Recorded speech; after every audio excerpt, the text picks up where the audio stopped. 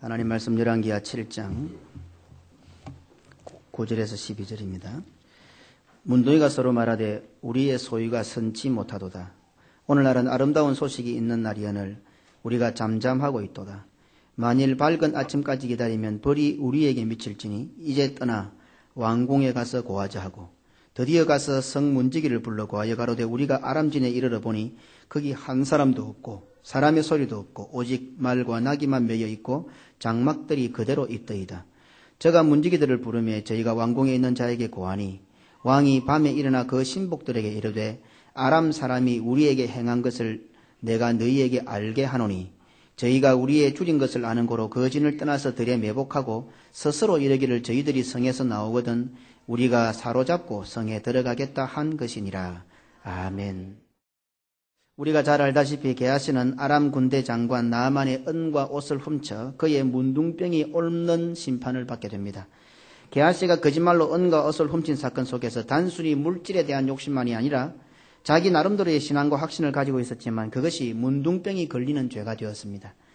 이스라엘의 7년 기근이 시작될 무렵에 게하시는 하나님의 심판을 받아 자신과 자신의 아들들이 문둥이가 됩니다.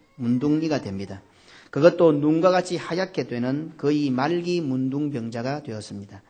그렇게 해서 그들은 7년이라는 세월을 보냅니다. 그런데 이스라엘은 7년 기간이 끝나가는 무렵 아람 군대의 침공과 포위로 말미암아 그야말로 아사 상태가 됩니다.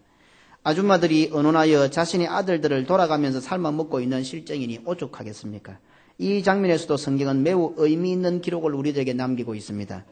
자식을 삶아 먹는다고 할 경우에 그냥 자식이라고 하면 될 것인데 아들을 삶아 먹는다고 기록하고 있습니다. 열왕기하 6장 28절로 29절입니다. 또 가로되 무슨 일이냐? 여인이 대답하되 이 여인이 내게 이르기를 내 아들을 내라. 우리가 오늘날 먹고 내일은 내 아들을 먹자 하며 우리가 드디어 내 아들을 삶아 먹었더니 이튿날에 내가 이르되 내 아들을 내라. 우리가 먹으리라 하나 저가 그 아들을 숨겨나이다. 성경에서 아들이라고 하는 의미는 단순히 어떤 유교 사상에 있는 남존여비 정도의 의미가 아닙니다. 그러니 오늘 아들을 삶아 먹는다는 이 성경 기록에서 아주 의미 있는 부분을 우리가 발견할 수 있고 마치 여호와의 사심을 가리켜 맹세하여서 나아만이 은과 옷을 훔쳐왔던 그 자기 나름대로의 신앙이 얼마나 무서운 것인가를 깨닫게 하는 한 단면이 됩니다. 이 말씀은 그 당시 이스라엘의 신앙 상태를 그대로 나타내 보여주는 단적인 예가 됩니다. 정작 게하시는 자신과 아들들이 문둥이가 되어 하나님의 백성에서 제외되는 심판을 받았지만 이스라엘 백성들은 스스로 그 씨를 말려버리는 스스로 하나님의 심판을 자행하고 있었습니다. 그러니 실제로 문둥이였던 게하시와 아들들보다도 성 안에 있었던 이스라엘 백성들이 더 문둥이들이었습니다. 오늘 우리는 문둥병이 들지 않아서 안심하고 있지는 않습니까? 믿음으로 살지 않고 교회 중심하여 살지 않아도 비록 배가 고파서 아들을 삶아 먹고 있지만 별 탈 없고 망하지 않고 병들지 않아서 난 괜찮다고 안심하고 있는 분들은 없습니까? 어쩌면 그 사람이 진짜 문둥이일지 모릅니다. 성 안에서는 아들들을 삶아 먹고 있었지만 게하시는 자신의 범죄와 하나님의 심판에 대하여 뼈에 사무치게 몸서리치며 괴로워하고 그 사실에 대하여 아들들에게 죄책감을 가지고 가르치고 또 가르치고 이야기하고 또 이야기했을 것입니다. 이 얼마나 아이러니한 현상입니까? 하나님의 백성이라고 하는 이스라엘 백성들은 약속의 씨가 되는 아들들을 삶아 먹는 불신앙 상태가 되어 있고 진짜 문둥이인 게하시는 자신의 불신앙과 하나님의 심판이 얼마나 무서운지 아들들에게 가르치고 있고 혹시 나는 지금 아들들을 삶아 먹고 있는 사람은 아닙니까? 게하시와 아들들은 말기 문둥병에다 배를 골마 이제 거의 마지막 고비까지 온 상태였습니다. 아람 군사에게 항복하고 먹을 것이라도 좀 얻어먹고 죽이면 죽자고 할 정도였으니까 말입니다. 열왕기하 7장 4절입니다. 우리 같이 읽으실까요? 우리가 성에 들어가고자고 할지라도 성은 줄이니 우리가 거기서 죽을 것이요 여기 앉아있어도 죽을지라. 그런즉 우리가 가서 아람 군대에게 항복하자. 저희가 우리를 살려두면 살려니와 우리를 죽이면 죽을 따름이라 하고 그러나 막상 아람 군사의 막사로 가보니 아람 군사들은 온데간데 없고 풍성한 먹을거리와 은과 금과 옷과 보물들이 넘쳐났습니다. 허기진 배를 안고 닥치는 대로 먹었습니다. 그런데 막상 배가 부르고 나니 딴 생각이 났습니다. 그래서 그들은 아람 군사들이 부르고 간 은과 금과 옷을 훔쳐서 감추기 시작했습니다. 다른 막사에 들어가 보니 똑같은 상황입니다. 그곳에서도 은과 금과 옷을 훔쳐 감추었습니다. 열왕기하 7장 8절입니다. 그 문둥이들이 진까지 이르자 한 장막에 들어가서 먹고 마시고 거기서 은과 금과 의복을 가지고 가서 감추고 다시 와서 다른 장막에 들어가서 거기서도 가지고 가서 감추니라. 그러다가 그들은 큰 충격을 받게 됩니다. 자신들의 소유가 선하지 않음을 깨닫게 되고 이 소식을 당장 알리지 않으면 천벌을 받을 것임을 직감하게 됩니다. 오늘 읽었던 본문 중에 나옵니다. 9절입니다. 함께 읽으십시다. 시작.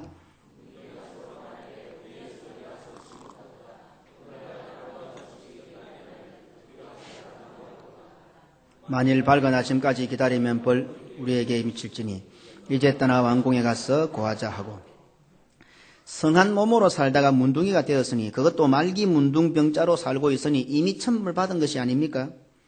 또 무슨 더 큰 천벌을 받는단 말입니까?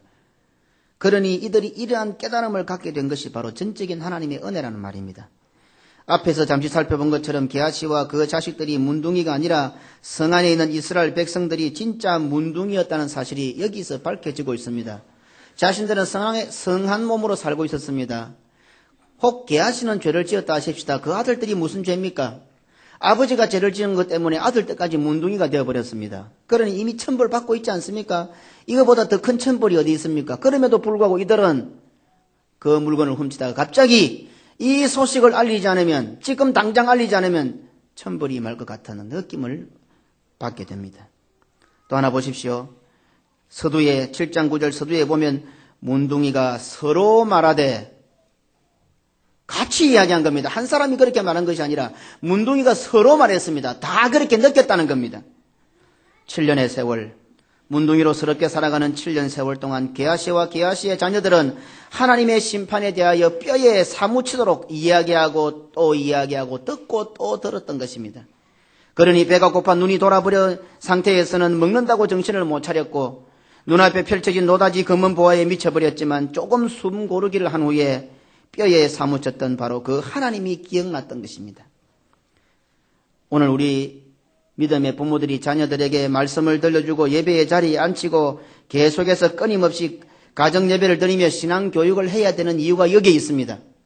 이 문둥이로 사는데 뭐 가르치고 교육할 필요가 있느냐? 내가 이 모양 이 꼴인데 막 대충 살다가 재수 좋으면 뭐 좀 먹을 것이 생기고 좀 잘 살고 그러면 끝이지. 그렇게 살아서는 안 됩니다.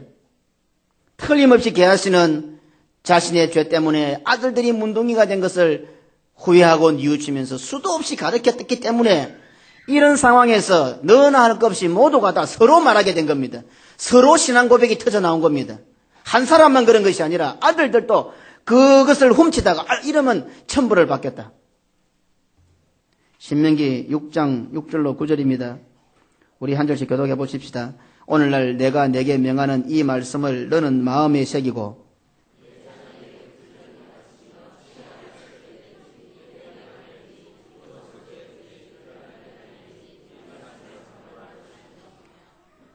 자, 보십시오. 지금 나와 있는데 먼저 너는 마음에 새기고 먼저 우리부터 마음에 새기라고 합니다. 무조건 자녀에게만 강요하는 거 아닙니다. 내가 먼저 마음에 새기고 그 다음에 자녀에게 가르치고 그 다음에 또 넘어가면 오늘 8절 읽어보시죠. 너는 또, 그죠? 가르치는 부모를 말하는 겁니다. 너는 또 그것을 내 손목에 매어 기호를 삼으며 내 미간에 붙여 표를 삼고. 부모지요. 자식 아니죠. 부모가 먼저 그래 하라는 겁니다. 9절 같이 읽으십시다. 또 내 문설주와 바깥 문에 기록할지니라. 부모가 먼저 그리 하고 자식들에게 가르치란 말입니다. 어떻게? 부지런히 가르쳐라. 집에 앉았을 때도 가르치고 길에 행할 때도 가르치고 누워 있을 때도 가르치고 일어날 때도 가르치라. 부모가 하나도 그거 마음에 안 새기고 있는데 어떻게 자식들에게 가르치겠습니까? 자신들이 훔쳐 감추고 있던 아람 나라의 은과 금, 옷, 거기에 찍혀있는 아람 황실의 문장은 그들에게 천둥병개 벼락치는 듯이 다가왔습니다.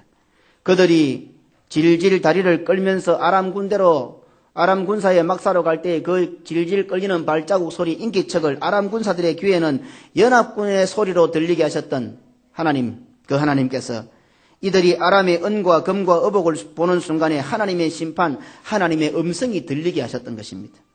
그것이 전적인 100% 하나님의 은혜였습니다. 하지만 우리가 예수 그리스도를 나의 구주로 고백해야 하는 선행 조건이 있듯이 그들에게도 이와 같이 말씀을 기억하고 말씀대로 돌아오는 선행 조건이 있어야 했습니다. 그렇다 하더라도 그것은 역시 전적인 하나님의 은혜입니다. 우리가 예수 그리스도를 나의 구주로 고백한다고 해서 구원 얻을 자격이 있다고 말할 수 없는 것과 똑같습니다. 여기서 우리는 또 한 가지를 짚고 넘어가야 합니다. 게하시와 그의 아들들이 자신들의 소유가 선하지 않음을 깨닫고 당장 이 소식을 알리지 않으면 하나님의 벌이 임할 것임을 확신했다고 하더라도 그것을 실행에 옮기지 않았다고 한다면 그것이 진정한 믿음이 될 수 있으며 구원을 얻을 수 있었겠는가 하는 것입니다. 어떻습니까? 오늘 질문을 한번 던져보십시다. 그것을 훔칠 때에 게하시와 그의 아들들이 이것은 선한 행동이 아니다. 잘못된 행동이다. 우리가 가만히 있으면 하나님의 벌이 임할 것이다. 고백했다고 하십시다. 그러나 그것을 실제로 왕궁에 가서 알리지 않았다면 그들이 구원을 받았을까요? 당연히 믿음이라고 할 수가 없고 구원 얻는 것도 불가능했을 것입니다. 우리는 이 시간 말씀을 듣습니다. 은혜도 받습니다. 감동도 합니다. 고백도 합니다. 결심도 합니다. 각오도 합니다. 그리고는 그것으로 끝입니다. 그러면서도 자신은 신앙이 매우 좋아진 것인 양 착각합니다. 지난주에는 잘 말씀 안 들었는데 오늘 말씀 잘 들었으니까, 지난주에는 감동을 못 받는데 오늘은 감동받았으니까, 야, 내 신앙이 좋아졌구나, 믿음이 좋아졌구나, 성경에 나타내는 기록들을 이제는 어느 정도 이해하고 잘 아니까 믿음이 좋아진 것으로 착각한단 말입니다. 신앙이 좋아진 것으로 말입니다. 아무리 고개를 끄덕거리고 아무리 결심하고 아무리 각오하고 아무리 다짐하고 이 자리에서 눈물을 펑펑 쏟는다 하더라도 순종하지 않고 지독히 안 바뀌는데 어떻게 그것이 믿음입니까? 어떻게 회복되겠습니까? 불신앙입니다. 게하시와 그의 아들들이 문둥병을 고침받은 것은 분명히 그 소식을 왕궁에 알리러 가다가 도중에 고침받았습니다. 이제 본격적으로 게하시와 그 아들들이 그 소식을 알리러 왕궁에 가는 길에 대해서 살펴보십시다. 내 문둥이가 왕궁으로 가는 길은 어떤 길입니까? 성 안에 있는 왕을 위시하여 모든 백성들을 기근과 죽음으로부터 구할 수 있는 복된 소식, 복음을 전하기 위하여 가는 길입니다. 이 얼마나 신나는 일입니까? 하지만 본문에도 나타나 있지만 그것이 결코 만만하거나 신나기만 한 일이 아닙니다. 쉬운 일이 아님을 알 수 있습니다. 우선 내 문둥이가 그 사실, 복음을, 구원의 소식을 왕궁에 가서 고하는 것이 어렵고 불가능하다는 것을 살펴보십시다. 성문에 이르기도 전에 적군의 정탐병으로 알아 화살이 날아올지도 모릅니다. 그렇지 않다고 해도 문둥이의 말을 누가 들어주겠으며 믿어주겠습니까? 문둥이 놈들 자신의 목숨을 부지하기 위하여 율법을 어기면서까지 성 안으로 들여오고 거짓말한다, 이렇게 하지 않겠습니까? 어쨌든 자신들과 격리되어야 하는 문둥이들이, 모욕과 멸시를 당한 문둥이들이 그런 소식을 전해줄 리가 없다고 보지 않겠습니까? 정말 그런 노다지가 있으면, 그런 천국이 있으면 너부터 먼저 잘 먹고 잘 살아보아라, 이렇게 말하지 않겠습니까? 왕궁에 가서 알리는 것은 어렵다거나 힘들고 만만치 않은 정도의 일이 아니라 거의 상식선에서 살펴보아도 불가능한 일입니다.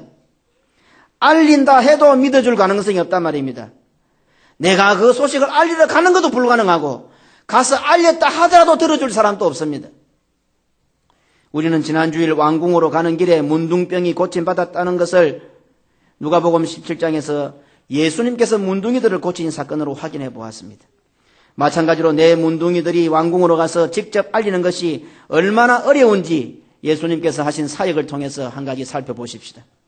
그것은 다름이 아닌 사마리아의 수가성에서 만난 여인에게서 발생한 일입니다. 요한복음 4장 5절로 8절입니다.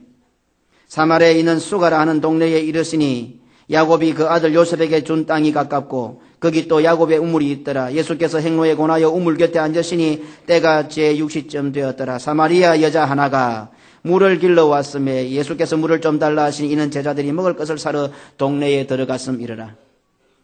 이 사건 역시 내 문둥이가 왕궁으로 구원의 소식을 알리러 가던 바로 그 사마리아에서 있었던 일입니다. 1000년이 지난 후 동일한 장소에서 예수님을 인하여 문둥이들과 동일한 행동을 한 여인을 발견하게 됩니다. 우물가에서 예수님을 만난 여인은 예수님께서 메시아이심을 확신하게 되었습니다. 이 여인 역시 사마리아의 여인이었습니다. 요한복음 4장 25절로 26절입니다. 같이 읽으십시다. 여자가 가로되 메시아 곧 그리스도라 하는 이가 오실 줄을 내가 아노니 그가 오시면 모든 것을 우리에게 고하시리이다. 예수께서 이르시되 내가 말하는 내가 그로라 하시니라. 예수께서 메시아이심을 확신한 그 여인이 취한 행동이 무엇입니까? 그녀는 물동이조차 버려두고 물을 기르러 왔잖아요. 그런데 물동이조차 버려두고 그 소식을 알리러 동네로 달려가게 됩니다. 요한복음 4장 28절로 29절입니다. 여자가 물동이를 버려두고 동네에 들어가 사람들에게 이르되 나의 행한 모든 일을 내게 말한 사람을 와보라 이는 그리스도가 아니냐 하니 마치 게하시와 그 아들들이 당장 이 소식을 알리지 않으면 벌이 임할 것이라는 것과 똑같은 상황입니다. 여자가 물동이를 버려두고 만일 아침까지 기다리면 벌이 우리에게 미칠지니 똑같은 상황이지 않습니까? 5번이나 결혼한 전과가 있고 지금 살고 있는 남자 역시 자신의 남편이 아닙니다. 이러한 여인이 달려와서 메시아 구원자를 만났다고 하는 소식을 전한다고 가정해 보십시오. 내가 메시아를 만나서 영원한 생수를 마시고 있다라고 그렇게 소식을 전한다고 가정해 보십시오. 너부터 구원받아라 라고 말하지 않겠습니까? 너부터 바로 살아라 라고 핀잔을 주지 않겠습니까? 결코 쉬운 문제가 아닙니다. 아니 실제로 불가능한 일입니다. 문둥이가 창녀가 그 소식을 전한다는 것은 오히려 구원의 소식을 욕먹이는 꼴이 됩니다. 오늘 복음을 전해야 하는 우리들은 문둥이요 창녀입니다. 죄의 문둥이들이요 죄의 창녀들입니다. 사망의 문둥이들이요 사망의 창녀들입니다. 지옥의 문둥이들이요 지옥의 창녀들입니다. 그런데 하나님께서는 그러한 우리들을 복음 전하는 자로 세우셨습니다. 우리의 이러한 신분 자체는 오히려 복음이나 복음 전하는 데 걸림돌이 됩니다. 그래서 우리가 복음을 전하는 것 자체가 불가능합니다. 차라리 우리보다 더 똑똑하고 더 깨끗하고 더 유력하고 더 유명하고 더 대단한 사람을 세우면은 이 복음이 파워가 있을 것인데 우리 같은 사람들을 세워놓으니까 오히려 복음이 욕을 얻어먹을 꼴이 되었단 말입니다. 그러니 우리가 복음을 전하는 것은 사실 불가능합니다.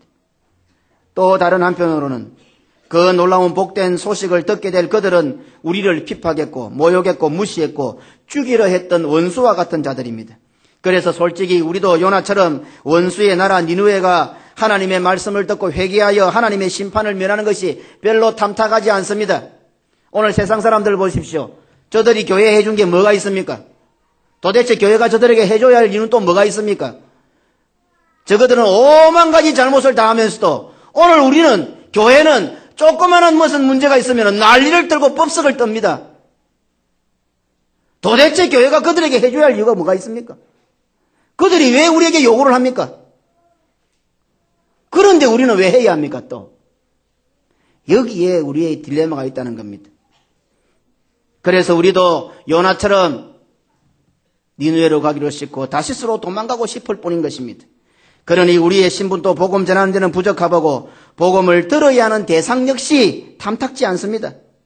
복음 전파는 바로 이와 같은 불가능의 한계를 극복하고 뛰어넘는 전적인 하나님의 은혜요, 하나님의 역사요, 하나님의 능력 부분입니다.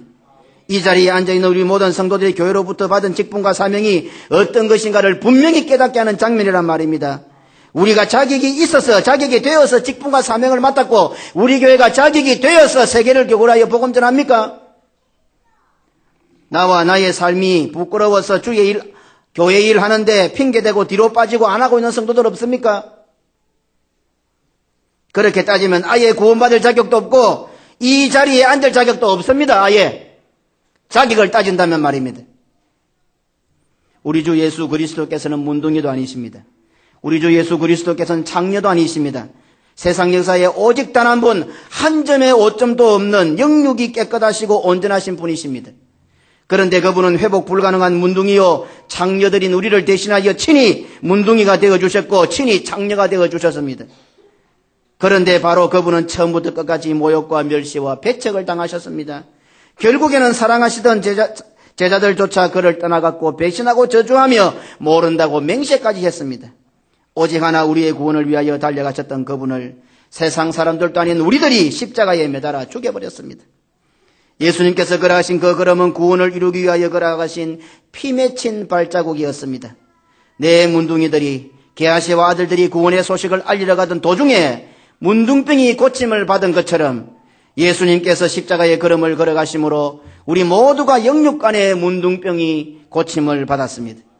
예수님께서 십자가를 지시고 걸어가셨던 걸음은 우리의 진정한 회복과 구원을 위한 것이었습니다. 예수님께서 십자가를 지시고 걸어가신 그 길은 바로 복음 그 자체였으며 복음 전파 그 자체였습니다. 바로 이 부분에서 오늘 우리 교회의 정체성을 세계를 교구로 하여 복음 전하는 사명에 대한 정체성을 확실하게 정립할 수가 있습니다. 주님께서 십자가를 지시고 가셨던 그 길을 믿음으로 뒤따라간다고 하는 것은 영육간의 문둥병에서 고침받는 구원을 이루는 길이요, 그 길을 가는 자체가 바로 복음을 알리러 가는 길입니다. 그러므로 오늘날 우리들이 복음을 전한다는 것은, 우리 각자에게 주어진 교회적 사명을 감당하는 것은 다름이 아니라 예수님께서 밟으셨던 그 걸음을, 구원을 위하여 걸어가셨던 그 걸음을, 예수님께서 피 묻은 발자국을 찍어 놓으셨던 그 걸음을 그대로 밟고 뒤따라간다는 말입니다. 그렇다면 여기서 내 문둥이들이 구원의 소식을 알리기 위하여 왕궁으로 가는 길에 고침을 받았다는 사실은 더욱더 명백해집니다. 구원의 소식을 알리러 가는 길, 복음을 전하는 길은 이미 예수 그리스도께서 우리의 구원을 위하여 십자가를 지시고 가셨던 길이요, 그 걸음 자욱자욱에는 이미 예수 그리스도의 보혈의 피가 묻어 있단 말입니다. 그러니 누구든지 복음 전파를 위하여 나아갈 때에, 그리스도를 위하여 교회로부터 받은 사명을 감당하기 위하여 순종하며 나아갈 때에 이미 예수님께서 흘려놓으신 그 발자국, 그 보혈의 피를 우리도 같이 밟게 된다는 겁니다.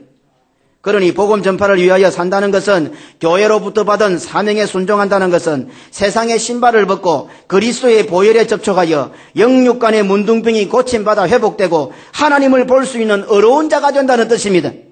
출애굽기 3장 4절로 5절에 여호와께서 그가 보려고 돌이켜오는 것을 보신지라 하나님이 떨기나무 가운데서 그를 불러 가라사대 모세야 모세야 하시며 그가 가로되 내가 여기 있나이다. 하나님이 가라사대 이리로 가까이 하지 말라. 너의 선 곳은 거룩한 땅이니 내 발에서 신을 벗어라. 예수님께서 걸어가시면서 십자가를 지시고 우리의 구원을 위하여 친히 문둥이가 되시고 친히 장녀가 되셔서 그 보혈의 발자국을 찍어 놓으셔 가신 그 길을 우리가 뒤따라간단 말입니다. 그러니 우리가 그 길을, 그 뒤를 따라가기만 하면, 복음을 전하기만 하면, 우리에게 주신 사명을, 직분을 감당하기만 하면 예수님께서 흘려놓으신 그 보혈에 우리가 접촉하게 된단 말입니다. 그러니 우리가 거룩하게 되고, 우리가 깨끗하게 되고, 우리가 의로운 자가 되고, 우리가 의로워서 의로운 자가 아니라 그 보혈이 우리를 의롭게 하고 깨끗하게 있어서 하나님을 볼 수 있는 사람으로 만들어 놓는단 말입니다. 이것이 바로 직분을 감당하는 것이고 사명을 감당하는 것이고 복음을 전하는 의미가 된단 말입니다. 오늘 우리가 믿음의 삶을 사는 것은, 복음 전파를 위한 사명을 감당하는 것은 바로 하나님을 만나는 거룩한 행동이 됩니다. 성도로서의 삶이 위대한 이유가 여기에 있습니다. 왜 성도가 위대합니까? 세상 사람보다 나아서요? 세상 사람보다 잘 출세했어요? 하나님께서 이런저런 복을 주셔서요? 아니란 말이에요. 우리가 주님 뒤를 따라갈 수가 있고 그리스도의 보혈을 의지할 수가 있고, 그래서 우리가 의로운 사람, 거룩한 사람이 되어 하나님을 볼 수 있으니 성도로 믿음으로 살아가는 것이 얼마나 위대하다는 것을 깨달을 수가 있단 말입니다. 좀 세상에서 잘 먹고 잘 산 그것 때문에 세상 사람도 나아 보여요, 위대해 보여요, 천만에요. 먹을 거 없어도 괜찮아요, 굶어 죽어도 괜찮단 말이에요. 그러면 앞서간 성도들, 복음 때문에 순교당하고 실패하고 잡혀가고 처참하게 죽은 사람들 다 실패자입니까? 이렇게 이야기해도 못 알아듣는단 말입니다. 얼마나 우리가 이 자리에 앉아있다는 자체가, 예배의 자리에 나와서 믿음으로 주님 앞에 예배드리고 복음을 전하고 사명 감당하고 알아주든 몰라주든 억울하고 손해보고 괴롭고 답답하고 힘들어도 묵묵하게 믿음으로 살아갈 수 있는 것, 손해볼 줄 뻔히 하면서, 내가 가서 복음 전해도 안 들을 줄 뻔히 알면서 저놈들 망했으면 좋겠지만 그래도 주께서 나에게 준 사명이니 그 사명 감당하기 위하여 혼신의 힘을 다하는 것, 그것 자체가 성도를 위대하게 하고 세상 사람들이 이해할 수 없는 차원의 하늘에 앉은 자로서 살아가는 삶이다 말입니다. 조금 수입이 있으면 그냥 목에 힘이 들어가고 뻣뻣대고, 조금 안 되면 고개 폭 쳐박고 죽을 것이 하고, 어떻게 예수님들이 그래 살아요? 자존심도 없어요. 한중간에 어깨 쫙 펴고 살아요. 좀 세상 사람들을 볼 때에 우리가 그들보다 잘나고 뭐 가진 거 있으면 어깨 펴면 교만하다지만 아무것도 없잖아요. 주의 이름으로 보혈 의지하여 그들 앞에 어깨를 펴고 당당하게 살아보란 말입니다. 좀 이 말은 곧 하나님을 만날 수 있는 길은 예수 그리스도의 보혈의 공로밖에 없으니 믿음으로 사는 것, 복음 전파의 사명을 감당하는 것은 예수 그리스도의 보혈과 접촉하는 것이란 말입니다. 그러니 왕궁으로 가는 도중에 고침받을 수밖에 없습니다. 예수 그리스도의 보혈을 밟고 가는데 어떤 질병이, 어떤 실패가, 어떤 대적이 고쳐지지 않고 물러가지 않고 회복되지 않겠습니까? 내가 지금 예수 그리스도의 보혈을 밟는데 무슨 병이 안 남겠어요? 무슨 실패가 회복되지 않겠어요? 어떤 대적이 우리 앞에서 안 물러가겠어요? 우리 때문에, 그리스도의 보혈 때문에 말입니다. 예수 그리스도의 보혈을 의지하고 확신하십니까? 사명 감당하지 않는데 그게 무슨 소용이 있습니까? 믿음의 삶을 살지 않는데 그게 무슨 유익이 있습니까? 교회에서 받은 사명이 엄령이 있는데, 직분이 엄령이 있는데 그 직분 무시하고 제멋대로 하면서 그게 무슨 효력이 있습니까?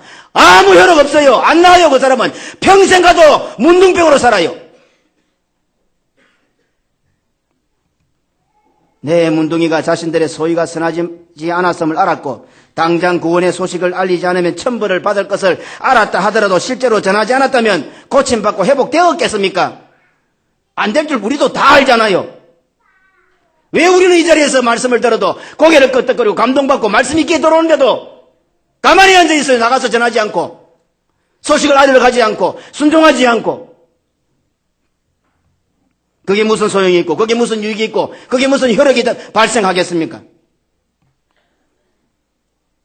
예수 그리스도의 보혈을 밟아야만 하는 것이고 예수 그리스도의 보혈을 밟는 길은 복음 전하는 사명을 감당하는 길밖에 없으며 교회에서 주어진 직분들을 믿음으로 잘 감당하는 길밖에 없다는 사실을 깨달아야 합니다.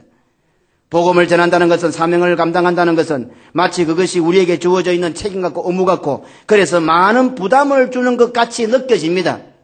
그런데 알고 보니 복음을 전하기 위하여 우리의 발을 내디딜 때에, 사명 감당하기 위하여 나의 발을 내디딜 때에 먼저 내가 그리스도의 보혈과 접촉하게 되고 먼저 우리가 회복되고 구원 얻고 고침받는다는 사실입니다. 우리는 그것이 부담 같지요, 나에게 준 책임 같고 의무 같지요. 그래서 직분을 감당하고 사명 감당하고 복음을 전하는 그 일을 하기 위해서는 나갔는데, 나가니까 우리 발이 먼저 누구의 발자국과 접촉하게 됩니까? 그리스도의 보혈과 접촉하게 되니까 우리에게 주신 사명보다도 내가 그리스도의 보혈에 접촉하니까 우리가 먼저 고침받더란 말입니다. 이 놀라운 하나님의 사랑의 장치를 보십시오. 마치 죽을 것만 같은 십자가를 지라고 하십니다. 아니, 우리의 힘과 능력으로는 도무지 질 수 없는, 지지 못할 줄 뻔히 아시면서 우리 보고 지라고 하십니다. 그래서 우리는 당연히 못 질 줄 알면서도, 아니 말도 안 되는 줄 알면서도 하나님의 명령이니까 그나마 흉내라도 내는 듯이 겨자씨 한 톨만한 믿음을 가지고 그 십자가를 져보려고 하고 주님의 걸음을 뒤따라 가보려고 작정하고 일어섭니다. 알고 보면 우리가 십자가를 지지 않으면 안 되게 하나님께서 다 만들어 놓으시고는 어쩔 수 없이, 어쩌다 보면 어쩔 수 없이 십자가를 지겠다고 고백하고 이제 십자가를 지고 행동으로 딱 옮기려고 하는데 갑자기 십자가가 나를 덜렁 안아다가 십자가가 나를 업고 지고 안고 가는 것이 아닙니까? 이것이 바로 신앙생활이란 말입니다. 이것이 사명 감당하는 것이란 말입니다. 오늘 나에게 주신 교회적 사명을 내가 감당할 수 있으라고 봅니까? 내가 똑똑하고 내가 건강하고 내가 돈만 벌면 할 수 있으라고 봅니까? 착각하지 마십시오. 믿음을 가지고 그 십자가를 내가 짊어지고 100% 못 갑니다. 1%도 가능성이 없습니다. 그러나 살아계신 우리 하나님을 믿는 믿음으로 예수 그리스도를 나의 구주로 고백하는 그 믿음을 가지고 억지로라도 그 십자가를 지는 흉내를 내고 무릎에 힘을 줘서 일어서기만 해도 발을 한 걸음 내딛기만 해도 갑자기 십자가가 나를 덜렁 안아다가 십자가 어깨 위에 우리를 앉히고 십자가가 우리 갈 길을 가주신단 말입니다. 그게 복음 전하는 것이고 그게 직분 감당하는 것이고 그게 사명 감당하는 거란 말입니다. 그러니 복음 전파를 위하여 우리에게 맡긴 사명을 감당하기 위하여 가다가 깨끗함을 받게 되는 것입니다. 이래도 선교는 교회가 하는 것임을 모르겠습니까? 선교는 구원의 소식을 전하는 것입니다. 선교는 교회가 하는 것입니다. 성도들 바르게 정립하십시오. 선교는 교회가 하는 것입니다. 개인적으로 선교하고 싶습니까? 교회를 통해서 하십시오. 하지 마라고 하지 않습니다.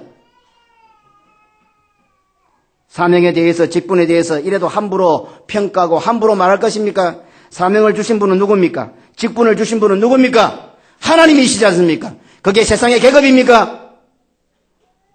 그게 없으면 열심히 안 하고 그게 있으면 열심히 하고 천국 가도 그럴 거요. 천국 못 갈지도 모르는데 하나님을 무시하는 행동이란 말입니다. 직분을 받은 자는 더 겸손하게 고개 팍 숙이고 최선을 다해 순종하고, 직분을 받지 못한 자는 자격이 되지 않은 줄 알고 하나님 앞에 철저하게 자신을 돌아보고 고치고 또 고쳐서 하나님이여 나도 주의를 위하여 이 짧은 인생 주의 몸된 교회에 직분을 받아 사명 감당케 하옵소서, 이런 욕심을 가지고 천국은 침노하는 자의 것이라 했는데 불평불만하고 평생 가도 직분 못 받는다. 아니 내가 들었어도 못 받게 할 거다. 그거는 어디 하나님이 주신 직분을 함부로 생각해. 얼마나 귀한 것인데. 우리의 문둥병이 남고 우리의 고질병이 남고 우리의 영육간의 실패가 회복되는 길인데 그리스도의 보혈과 접촉하는 건데 하나님께서 세우시는 것을 함부로 평가하고 무시하고 교회가 뭔지도 모르고. 오늘 이 자리에 앉은 우리들은 예수 그리스도를 나의 구주로 믿고 고백하는 자들 아닙니까? 물어보겠습니다. 예수 그리스도를 나의 구주로 믿습니까? 여기에는요 누구나 할 것이 다 아멘이 나와야 됩니다. 잡을지 말고 다시 예수님을 나의 구주로 믿습니까? 그러므로 해서 이제 우리들은 하늘나라의 백성이 되어 이 땅에서 하늘나라의 사명을 맡은 자들이 된 것입니다. 그래서 우리가 밥 먹는 건 세상 사람들하고 먹는 건 다르다 그랬지요. 이 세상 사람들은 세상에 사는 거지만 우리는 그리스도와 함께 이렇게 해서 하늘에 앉힌 자가 되었기 때문에 하늘에 앉아있다 세상으로 파견되는 거예요. 그래서 세상에 나가서 우리가 밥을 먹을 때도 기도하는 이유는 하나님께서 하늘에서 우리가 세상으로 나가서 하나님께 주신 하늘의 뜻을 이루다 보니 하늘에서 하늘의 군량미를 준 거예요. 그리스도의 좋은 군사가 되어서 예수 그리스도의 군사가 되어서 하늘의 일을 하는 사람들이 되었기 때문에 우리가 똑같은 밥상을 받았지만 그건 하늘의 군량미란 말입니다. 세상 사람들이 사장들이 회장들이 하루에 수십만 원 수백만 원 수천만 원 밥상을 받았을지라도 우리가 참 밥 한 그릇 간장 종지 하나 넣고 있어도 그것은 하늘의 군량미란 말이에요. 예수님들이 스스로 말이야 자존심도 없이 비굴해가지고 쪼다같이 우리가 어떤 사람들인데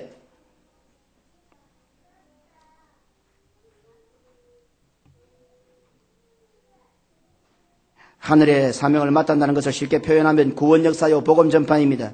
복음을 위한 사명, 교회를 위한 사명을 뜻합니다. 그런데 오늘 우리들에게 주어진 사명, 그 사명은 곧 우리의 질병을 고쳐주기 위하여 만들어 놓으신 우리의 실패와 좌절을 회복시켜주기 위한 하나님의 비밀장치였음을 본문을 통해서 알 수 있습니다. 우리가 십자가를 지고 복음제로 나갑니다. 사명 감당으로 나갑니다. 직분 감당으로 나갑니다. 결국 그것을 누가 이루어 주십니까? 결국은 하나님께서 하실 건 아닙니까? 그런데 그 일을 하려고 나가는 우리는 뭐 됩니까? 그리스도의 보혈과 접촉을 하게 되니까 우리가 고침을 받는단 말입니다. 결국 사명을 감당하는 것, 힘들고 버거운 직분을 감당하는 것은 그때마다 하나님께서 나를 고쳐주고 계신 거예요. 끊임없이 내 속에 달려드는 죄와 사망과 지옥의 권세들, 어둠의 권세들, 그것을 고쳐주시는 하나님의 비밀장치란 말입니다. 겉으로 볼 때는 나에게 부담이 주어지지. 내가 해야 될 것 같지. 내가 괴롭지. 그러나 아니란 말이에요. 다 하나님의 능력으로 이루어 가시면서도 그 일을 위하여 순종할 때에 하나님께서 내 병을 고쳐주시기 위하여, 나의 문둥병을 고쳐주시기 위하여, 나의 실패를 회복시키기 위하여, 천추의 한이 되는 그 죄악들을 고쳐주시기 위하여, 용서해 주시기 위하여 하나님이 만들어 온 비밀장치란 말입니다. 우리 모두는 예수 그리스도와 복음과 교회를 위하여 각기 맡은 사명이 있습니다. 그 사명을 위하여 순종하고 헌신하며 나아갈 때에 가다가 깨끗함을 받은지라. 그리스도의 복음을 위하여 사명을 감당하는 자는 내가 무슨 일을 하고 있다고 생각하기 전에 먼저 내가 계속해서 고침을 받고 있다는 사실을 기억해야 합니다. 내가 주의 몸된 교회에 일하고 저일하고 그래서 피곤하고 지치고 힘들고 괴롭고 부담스럽고 천만에요. 그런 일을 할 때마다 주께서 나를 고치고 계시는구나. 나를 회복시키고 계시는 것이구나. 나에게 능력을 주고 계시는구나. 그거를 기억해야 한다는 말입니다. 나에게 사명과 직분이 주어져 있는 것은 나를 고치시고 회복시키시는 하나님의 사랑의 표현이요 하나님의 비밀장치였습니다. 철저히 교회 중심하여 살아야 합니다. 철저히 말씀 중심하여 살아야 합니다. 그래야 바르게 완전히 치료되고 회복될 수 있습니다. 나름대로 처방 갖고 있지 마십시오. 세상 사람들은, 세상 의사들은 좀 찍어도 어쩌면 어른들의 경험이 더 맞을 수 있습니다. 아무리 의사들이 잘 보아도 경험 없는 의사들보다도 일자무식한 어른들이 한평생 경험을 가지고 하는 그 말이 어쩌면 맞을 때릴 수 있어요. 그 처방이 좋을 수도 있어요. 그래서 오래된 그 한약방 이런 데가 비법이 있잖아요. 그 비법은 우리가 모르지만 신통하잖아요. 나름대로 세상 병에는 그런 비법이 있을 수 있습니다. 그러나 영육간의 질병, 문둥병은 우리가 절대로 비법 못 가집니다. 나름대로 신앙 그거 안 됩니다. 내가 여호와의 사심을 가리켜 맹세한다. 그거 안 됩니다. 교회를 중심하여 말씀을 중심하여 예배 시간에 비법이 주어질 때 그것을 듣고 아멘하고 순종해야 고침받습니다. 어디 가서 기웃거려서 딴 곳에 가서 오만 가지 병을 알아와요. 귀신 7을 데리고 들어와가지고 교회를 시끄럽게 만들고 있단 말입니다. 교회 안에서 제멋대로 자기 신앙대로 살지 마십시오. 여호와의 사심을 가리켜 맹세한다고 신앙 좋은 양 착각하지 마십시오. 문둥이가 될 겁니다. 자신만 문둥이가 되는 것이 아니라 자식들까지도 문둥이로 만들어버린단 말입니다. 교회 안에서 크고 작은 사명을 감당하고 있습니까? 감당하다가 고침을 받은지라, 감당하다가 나음을 받은지라, 감당하다가 회복된지라, 감당하다가 능력을 받은지라. 멋있잖아요. 이 하나님의 놀라운 비밀장치를 보십시오. 혹시 나에게는 도무지 불가능한 것이고 버겁고 무겁고 힘든 사명이 주어져 있는 것 같지 않습니까? 도무지 내가 못할 것 같은 것이 나에게 주어져 있습니까? 교회 올 때마다. 그래서 저 멀리 우리 교회 십자가를 바라볼 때마다 막 가슴이 쿵 내려앉는 것 같고 힘들고 괴로운 그런 사명들이 있습니까? 내 속에 있는 불치의 병이 낫는 기회입니다. 중병이 나을 기회란 말입니다. 중병이. 회피하면 어디 됩니까? 안 낫습니다. 그 사람은. 나에게 주신 직분과 사명들이 이래도 부담스러웠어. 자격이 안 돼서 안 할 겁니까? 서리집사 임명해놓은 게 별거 아닙니까? 각 기관에 봉사 맡겨놓으니까 마지 못해 그냥 합니까? 작년에 부회장이고 막 어쩔 수 없이 올해 회장해서 그냥 올해만 잘 띄우면 됩니까? 이래도 앞으로 또 그런 소리 할 거예요? 뭐 갈라먹기예요? 무슨 교회가 바른 부흥을 하겠어요? 그래가지고 무슨 그 가정들이 개인들이 회복되겠어요? 무슨 병이 고침을 받겠어요? 건강해가 더 말씀 지킬 건데. 실제적으로 나라가 어렵고 세계 경제가 어렵다 보니 재정부에 말 못하는 부담감과 중압감이 있을 것입니다.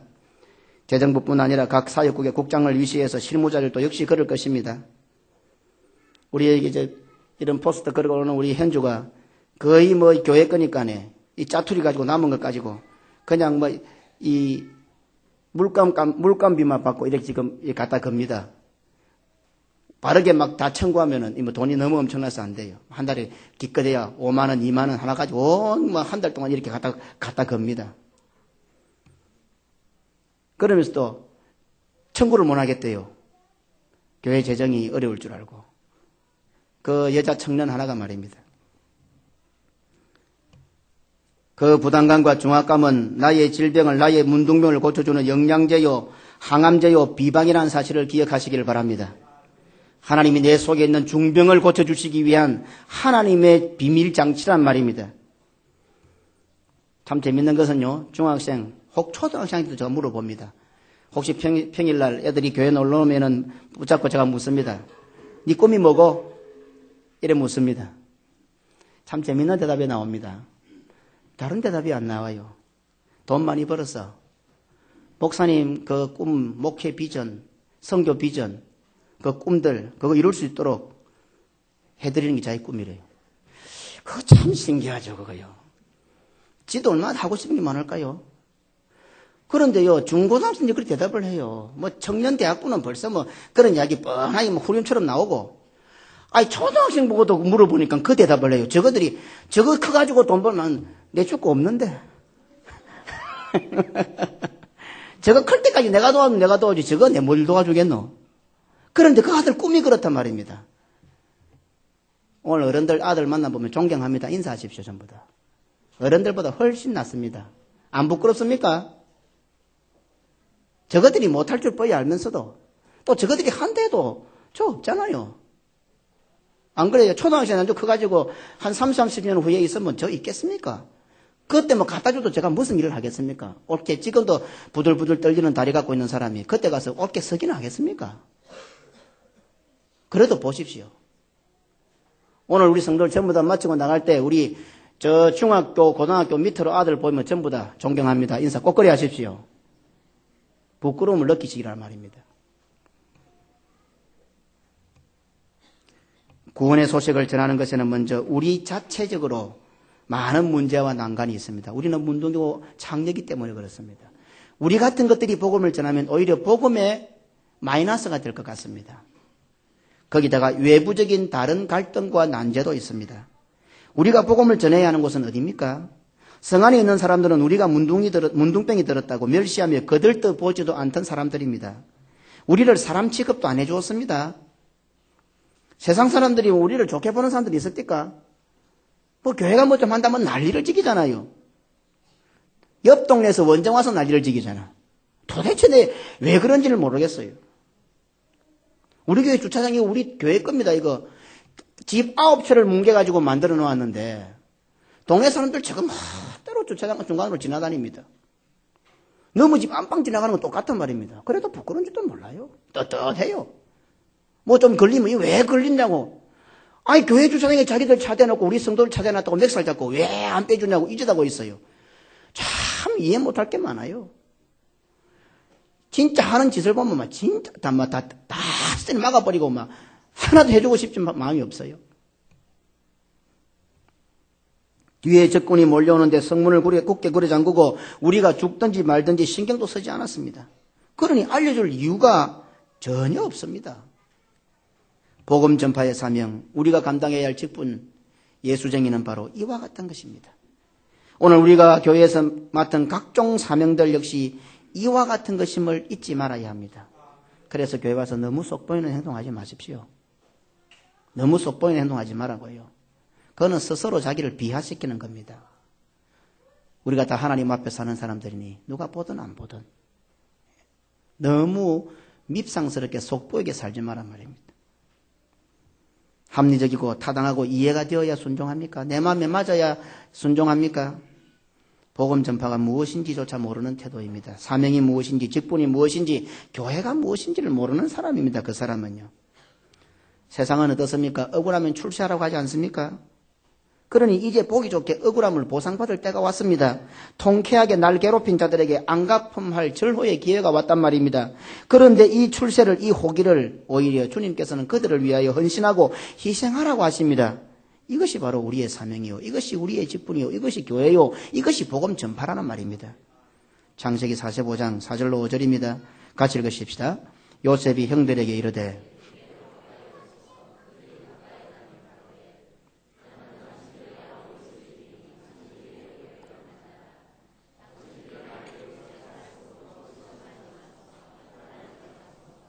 하나님이 생명을 구원하시려고 나를 당신들 앞서 보내셨나이다. 아멘. 선으로 악을 이기는 모습입니다. 바로 이러한 행동이 소유가 선한 모습입니다. 그들이 훔쳐서 감추었을 때는 우리의 소유가 선하지 않다고 했지만 오늘 요셉이 이와 같이 한 행동은 바로 소유가 선한 행동입니다. 만약 요셉이 애굽의 총리가 되었다고 또 그 형들이 자신에게 한 일들이 괘씸하다고 형들과 그 가족들에게 도움의 손길을 회피한다면 그것은 마치 벌이 미치는 천벌을 받을 행동이 됩니다. 완전한 선이신 예수 그리스도께서 죄와 사망과 지옥과 사단을 이기셨습니다. 구원의 약속을 성취한 만왕의 왕으로 등극하셨습니다. 부활하심으로 존귀한 자가 되셔서 이제 만왕의 왕국으로 등극하셨습니다. 3일 전에 엊그제 나를 십자가에 못 박고 나를 조롱하고 나를 멸시하고 네가 하나님의 아들이냐? 라고 조롱하며 조소하며 침뱉으며 박해하고 저주하고 하던 그 사람들 앞에 이제 부활하셔서 만왕의 왕이 되셨습니다. 그럼에도 불구하고 그 만왕의 왕이신 예수님께서는 핍박하고 모욕하고 배신하고 부인하고 저주하고 맹세하고 침뱉고 때리고 죽이기까지 한 우리들을 구원해 주시고 그것도 모자라서 자신의 몸인 교회로 만들어 주셨습니다. 이 예배 자리에 앉히셔서 진정한 행복을 주시고 짧은 인생 삶에 진정한 참된 가치를 부여해 주셨습니다. 문둥이라고 무시하고 조롱하던 성을 향하여 구원의 소식을 알리러 가는 내 문둥이의 모습이 믿음의 사명을 감당하는 것이요 바로 복음 전파입니다.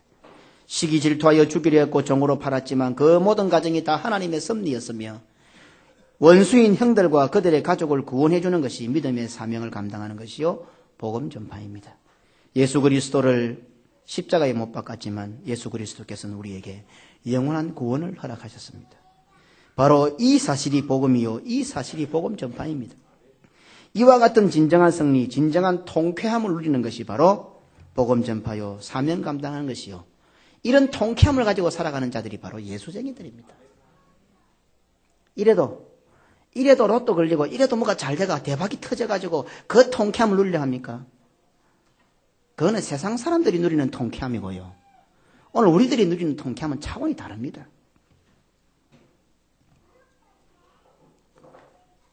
고난주간을 맞이하여 친히 문둥이가 되셔서 십자가를 지시고 우리들에게 구원의 소식을 전해주신 예수 그리스도를 기억해야 합니다.